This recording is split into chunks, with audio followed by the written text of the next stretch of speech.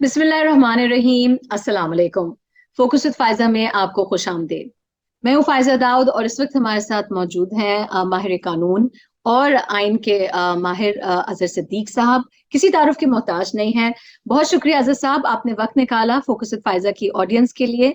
और हम हमेशा आपसे बहुत कुछ सीखते हैं। उम्मीद है इस मर्तबा भी जितने भी लोगों के जहन में सवालात हैं आइन को कानून को लेकर वो वाजे होंगे। मैं डायरेक्टली क्वेश्चंस पर जाऊंगी। अजहर साहब, बहुत सारे केसेस इमरान खान साहब पर हमने देखा है एक ही वक्त में खुले हुए हैं, जिनमें हमने देखा कि कुछ जमानतें भी अब सामने आई हैं। लेकिन सबसे पहले बताइएगा कि ये जो दहशतगर्दी के हवाले से जो एफआईआर कटी है, एटीसी के तहत जो मुकदमा हुआ है, जमानत तो मिल गई है, लेकिन दहशतगर्दी बड़ा ही एक संगीन लफ्ज है, बड़ी एक संगीन अमल है। और इसके इसके हवाले से अगर किसी के लिए भी अगर कोई भी एफआईआर या पर्चा कटता है, तो आप मुस्तकबिल में किस तरीके से देख रहे हैं? क्या इमरान खान साहब जो है वो इससे बड़े आसानी से बरी हो जाएंगे, या आप समझते हैं कि ये पीछा करेगा केस उनका? फायदा कुछ तल्ख बातें हैं और बड़ी तकलीफ दे बातें हैं। इमरान खान साहब के करीब घेरा तंग हो चुका है। इमरान खान साहब के लिए जो एवेन्यूज हैं, जो रास्ते हैं, वो आहिस्ता आहिस्ता सिमट रहे हैं और वो कम हो रहे हैं। बड़ी देर की मेहरबान आते आते कुछ फैसले ऐसे हैं जो बड़े बड़े टाइमली ले लेते या अभी भी लेने चाहिए, जिससे आपको नताइज अच्छे मिल सकें। यहाँ दो तीन चीजें जरा समझिएगा। एक तो पहली बात है, ऑपरेशन रजीम चेंज के बाद हालात इमरान खान साहब के पास नहीं है। जो लोग कंट्रोल कर रहे हैं वो ही कंट्रोल कर रहे हैं और वो सारा इस सिस्टम के ऊपर छाए हुए हैं। वो आपको रास्ता नहीं देंगे, ना रास्ता उन्होंने दिया। आप समझ रहे होंगे कि रास्ता मिल रहा है, पर रास्ता मामूली सा भी नहीं मिला। ये छोटी सी मिसाल ले लेते हैं हम आपके सामने। यानी वो जो लफ्ज कहे हैं वो क्या लफ्ज है, बीबी का एक नाम लिया है और आज उन्होंने क्लियर कर दिया है कि वो सिर्फ ये कहा था कि रेमेडी लेनी है, और वो रेमेडी शहबाज गिल की तरफ से ले ली गई है। उन्होंने एमआईटी में दरखास्त दे दी है जज साहिबा के खिलाफ, और जज साहब का फैसला वैसे देखे गैर कानूनी मैं समझता हूँ। मैं आज भी समझता हूँ कि सेशन जज को रिमांड देने का इख्तियार नहीं है। ये इख्तियार है मैजिस्ट्रेरियल कोर्ट का। और फिर वो तशद्दुद के हवाले से बात करते हैं कि तशद्दुद हुआ था तो कम से कम जज साहब को ये भी देखना चाहिए था। ये बात भी वो ठीक कहते हैं खान साहब। फिर अगर अगर ये रेमेडी लेनी है, फौजदारी कानून में याद रखिएगा मोटिव बड़ा अहम होता है। वजह अनाद या मंजर काफिया, आपने क्यों कह रहे हैं? आप तो वजह अनाद सिर्फ इतनी सी है कि आपने कहा कि उनके खिलाफ कोई ना कोई एक्शन लेंगे, तो इसको हमने दहशतगर्दी कह दिया। मैं सादा लफ्जों में समझाने की कोशिश करूंगा आपको। अजहर सिद्दीक आपको कहता है कि मैं आपको जान से मार दूंगा। इस पे 302 तो नहीं लग सकता ना, इस पे लगेगा 506। ये धमकी दी है, और जब आप कोई धमकी दे रहे हैं वो दहशतगर्दी के कॉन्टेक्स्ट में, वो दहशतगर्दी तो नहीं लगेगी ना। अगर फर्ज करें धमकी भी है तो ये वाला जो मामला दहशतगर्दी के जमरे में नहीं आता। यहाँ हमारे वकला जो हैं, जो हमारी लीगल टीम है, उनकी कमजोरी है वो इस चीजों को किस तरह लेकर चल रहे हैं। मैं अभी कंटेम्प्ट में नहीं आ रहा, मैं यही दो तीन गलतियां आपके सामने रख देता हूं कि जैसे मुकदमा दर्ज हुआ, मुकदमे के अखराज के लिए दरखास्त आईओ को लिखनी चाहिए थी। फिर एंटी टेररिस्ट कोड में देना चाहिए था कि सेक्शन 7 डिलीट करें। और तीसरी बात मेरी, उन्होंने मान ली है कि हाई कोर्ट में क्वेश्चन दायर की जाए, और क्वेश्चन में ये सारा रिकॉर्ड वहां चला जाएगा और देयर इज एवरी पॉसिबिलिटी आप मामला आप ठीक हो जाएंगे। अब इसी के साथ एक चीज जुड़ी हुई है, तौहीन अदालत की। तौहीन अदालत यानी क्या मतलब? यानी इसी वाक़े पे दहशतगर्दी हो गई है और इसी वाक़े में एक एंगल के ऊपर जनाब तौहीन अदालत कैसी हो सकती है? तौहीन अदालत तो उस अदालत की होती है जिस अदालत की हुई है। तो उस अदालत ने तो कोई नोटिस नहीं लिया, ना इस मुकदमे में मुद्दई बने, ना वो जज साहब मुद्दई बनी, ना वो पुलिस वाले मुकदमा मुद्दई बने। एक तीसरा आदमी आ गया, और तीसरा आदमी वो बड़ा डेंजरस है। उसका जो भाई है ना बड़े, वो इमरान खान साहब जो रावलपिंडी रिंग रोड है ना, उसमें मुलजिम है गालबन। तो उनका तो जाती तौर पर मसाइल है ना अपनी। अब यहाँ तौहीन अदालत कैसे बने? यानी हम आइन का आर्टिकल 204 देखते हैं तो ये कॉन्स्टिट्यूशन प्रोविजन है। हाई कोर्ट भी आईनी इदारा है, कॉन्स्टिट्यूशन प्रोविजन है के तहत बना है, और सुप्रीम कोर्ट भी बना है। तो इन दोनों के ऑर्डर्स की जब वायलेशन होगी तो कंटेम्प्ट आएगी आर्टिकल 204 में। हाई कोर्ट और सुप्रीम कोर्ट, सिविल कोर्ट को तो इख्तियार दिया ही नहीं हुआ। सिविल कोर्ट के हमने आज तक नहीं देखे कि हाई कोर्ट उसकी कंटेम्प्ट प्रोसीडिंग लेकर चलती है। हाँ, वो मामला को लेकर चलती है सिर्फ उस हद तक जो आप कहें अपना इम्प्लीमेंटेशन के कॉन्टेक्स्ट में। अब लिखा हुआ है कि court mean high court and supreme court, contempt of court ordinance जो इसी आर्टिकल के नीचे दिए गए इख्तियारात को सामने रखते हुए बना, उसमें कंटेम्प्ट ऑफ कोर्ट ऑर्डिनेंस का है, sorry ji, contempt of court ordinance का है 2003, और वहां सजा दी हुई है 6 महीने तक। अब जब है ही नहीं तो ये जो शो का नोटिस दिया है ये मैं समझता हूँ इलीगल है, विदाउट जुरिसडिक्शन है, जब है ही नहीं इख्तियार हाई कोर्ट को। और फिर वो जो बातें कही हुई हैं उसमें तौहीन क्या बनती है वो मेरे समझने के बाद, लेकिन यहाँ कह दिया कि शो का नोटिस जारी करके वो तौहीन का जवाब। अब जवाब में आपको जुरिसडिक्शन चैलेंज करनी चाहिए, इख्तियार नहीं है। साथ आपको सुप्रीम कोर्ट में चले जाना चाहिए सारे मामले को सामने रखते। लोगों की एप्रीहेंशन है कि इसमें लोग कहते हैं कि माफी मांग लेनी चाहिए। अच्छा, माफी क्यों मांगनी चाहिए जी? मेरा एक सवाल है कि मेरा इंटेंशन था कंटेम्प्ट करने का, मेरा मोटिव था? बिल्कुल नहीं था। अपना एक रिजर्वेशन दी है सारी, और अगर आप माफी मांगते हैं तो अदालत साबदीद है वो आपकी माफी को ना कबूल करे, आपको सजा दे दे, चाहे till rising of the court.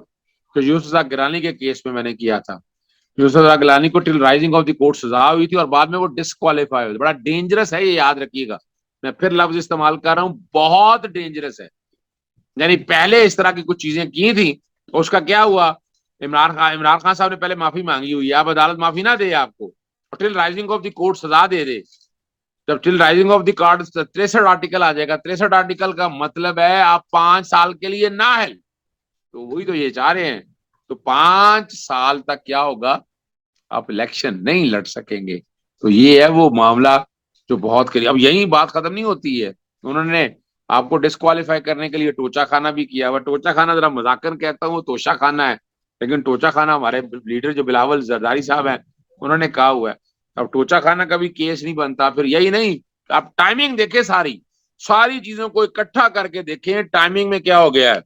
Timing में क्या हो गया है कि उन्होंने क्या कर दिया कि साथ प्रोविडेंट फंडिंग भी आ गया, वो फॉरेन एडेड पार्टी की तरफ भी लेके जा रही हैं। तो ये वो घेरा है जो बहुत तंग किया जा रहा है। आपको पता है जो जलसा किया, उस जलसे के हवाले से भी पर्चा आ गया आपके पास। तो अब यहां से समझ सकते हैं कि इमरान खान साहब के लिए बहुत टाइट हालात है आगे, उन्हें बड़ा अब्दुल सोच साहब, समझ के फैसले करने हैं। सोच समझ के आप जो कह रहे हैं ये बिल्कुल सही बात है आपकी, कि सोच समझ के आईनी कानूनी माहिरीन के साथ लेकर। तो जब इमरान खान साहब इतने जलसे कर रहे हैं, आप देख रहे हैं कि यके बाद दीगरे, उसके अलावा उनकी इतनी पब्लिक अपीयरेंसेस हैं, ये जो आप कह रहे हैं कि कंटेम्प्ट ऑफ कोर्ट नहीं लगा है, लेकिन लहजा है, क्या लहजा धमकियामेज था? क्योंकि लफ्ज बहरहाल उन्होंने कहे कि जेबा जो है सेशन जज, और आप लोग शर्म करें, और मैं जो हूँ कार्रवाई करने जा रहा हूँ आपके खिलाफ। आप समझते हैं कि ये जो एक जोश की हालत में ये जो खिताब था, कि क्या इसको जो है थोड़ा सा कर्टेल किया जा सकता है, या आप समझते हैं कि ये लहजा भी कोई ऐसा नहीं है कि जिसपे जो है ऑब्जेक्शन लगे? मैं नहीं समझता, ये पॉलिटिकल सवाल हैं, पॉलिटिकल मामलात हैं, पॉलिटिकल तरीके से देखा जा रहा है, उसको पॉलिटिकली देखना चाहिए। ये कोई दो पार्टियों के आपस में लड़ाई नहीं है कि उस लड़ाई में मामला आके खान साहब ने जिस भी मौके के ऊपर जिस तरह भी ये बात कही है, मैं तो उसको कंटेम्प्ट के जुमरे में देखता नहीं हूँ। कि आप इसीलिए समझते हैं कि उनका हक था? देखिए, हक मैं ना चाहे कहूं, लेकिन इसको जरा सॉफ्टन कर सकते थे, नरम लहजे से बात कर सकते थे। और वो, और जब देखे ना आपका भाई बहन बेटी को तशद्दुद हुआ हो, तो आप अंदर की फीलिंग देखें ना। आखिर वो पार्टी लीडर हैं, वो मैं शहबाज गिल को फॉर द टाइमिंग उनके अपने पहाड़ों, उनका गुजाती केस तो नहीं था, लेकिन जैसे भी उन्होंने किया, जब एफिलिएशन होती है तो इंसान गुस्से में तो होता है ना। भाई बेटे या बहन, जैसे मैंने बताया, जब पार्टी का जो लीडर है वो बाप की हैसियत रखता है, तो उसको इस एंगल से अगर देखें आप, तो ये, मैं तो इस शो कास्ट भी जारी नहीं होना चाहिए था। उससे इंप्रेशन यही आ रहा है कि शायद इमरान खान के गरीब गहरा तंग किया। मैं शायद का लफ्ज नहीं इस्तेमाल करता इन चीजों को छोड़, मैं कह रहा हूँ बिल्कुल तंग किया जा रहा है। میں نے دیکھا شروع دن سے میں نے آپ کے جو قانونی آئینی میں نے آپ کے تجزیے سنے ہیں، آپ نے کہا ہے کہ کنٹمپٹ آف کورٹ نہیں ہے، اور ہم جب لہجوں کی بات کر رہے ہیں تو لہجے کو چھوڑیں، اگر الفاظ کا چناؤ دیکھیں تو ہم نے دیکھا ہے کہ جو پی ڈی ایم ہے، ہم نے دیکھا ہے بالخصوص رانا ثناء اللہ صاحب کے کچھ بیانات بار بار چلے ہیں جس میں انہوں نے بہت سخت انہوں نے گھیرا تنگ کرنے کی بات کی عدلیہ کے حوالے سے، اور بڑے ان کے پوائنٹڈ جملے تھے۔ تو پھر اظہر صاحب، یہ اس معاشرے میں جو ایک پاکستانی ہے وہ یہ دیکھ رہا ہے کہ ایک پارٹی کے لیے یا ایک سیاسی لیڈر کے لیے قانون کچھ اور ہے، ایک سیاسی لیڈر کے لیے قانون کچھ اور ہے، تو کیا ان کے خلاف بھی کبھی آپ دیکھ رہے ہیں کہ ماضی میں بھی اگر کسی لیڈر نے ایسے کیا ہو عدلیہ کے خلاف بیانات، کیا ان کے خلاف بھی کچھ کیسز آپ دیکھ رہے ہیں؟ اچھا دیکھیں، وہ بڑا مختلف باتیں ہیں ساری. پہلے تو بات بتا دوں آپ کو کہ وہ لوگ جتنے تھے پاکستان مسلم لیگ کے 5 ججز کے بارے میں جو الفاظ استعمال کرتے رہے اور وہ دہراتے رہے، وہ ہر جگہ پر یہ بات کرتے رہے، اس لیے طلال چودھری، دانیال عزیز اور نہال ہاشمی کو سزائیں ہوئی توہین عدالت میں، اور وہ ڈسکوالیفائی بھی ہوئے. یہاں عمران خان صاحب اس کو اسرٹ نہیں کر رہے، نہ وہ تذلیل کرنے کی باتیں کر رہے ہیں، وہ اپنے ریمیڈی کی بات کر رہے ہیں، اور وہ ریمیڈی لینی چاہیے، وہ ریمیڈی لے سکتے ہیں، ریمیڈی ان کا آئینی اور قانونی حق ہے. لیکن جس طرح یہ باقی کرتے رہے نا، اس کو مت کمپیئر کیجیے گا اس کے ساتھ. ان کا موٹو ڈیزائن یہ واضح تھا کہ عدلیہ کی تذلیل کرنا، توہین کرنا. عمران خان صاحب کا نہ میں موٹو دیکھ رہا ہوں نہ میں ڈیزائن دیکھ رہا ہوں، اس لیے میں اس میں ایکسیپشن لیتا ہوں کہ عمران صاحب خالے معاملے میں شوکاز نوٹس ہی ڈراپ کر دینا چاہیے.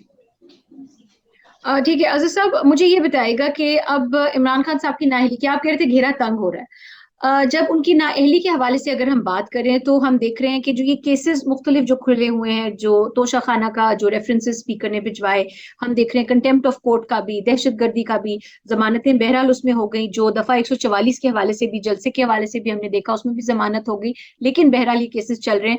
پھر اس کے علاوہ ہم نے دیکھا فورن فنڈنگ، یعنی جو ممنوع فنڈنگ، آپ نے بڑے اچھے طریقے سے ہمیں سمجھایا تھا فوکس وتھ فائزہ پہ. تو عمران خان صاحب کی جو نااہلی کا معاملہ ہے، آپ اس کو کس طریقے سے آئین اور جو قانون کی روح ہے اس میں آپ اس کو کس طریقے سے دیکھ رہے ہیں؟ مطلب کہ جو نااہلی پہلے ایک دو کیسز میں بات ہو رہی تھی، اب تو مطلب کہ ایک وہ جس کو کہتے ہیں پینڈوراز باکس کھلا ہوا ہے. تو اب آپ عمران خان صاحب کی جو سیاسی نااہلی ہے وہ قانونی تناظر میں کیسے دیکھ رہے ہیں؟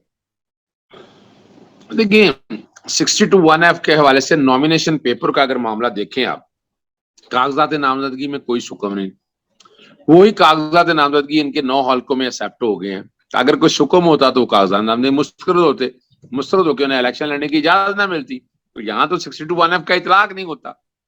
جہاں تک وہ ٹوچا خانہ کے حوالے سے بات ہے، وہ میں آسان لفظوں میں سمجھاتا ہوں.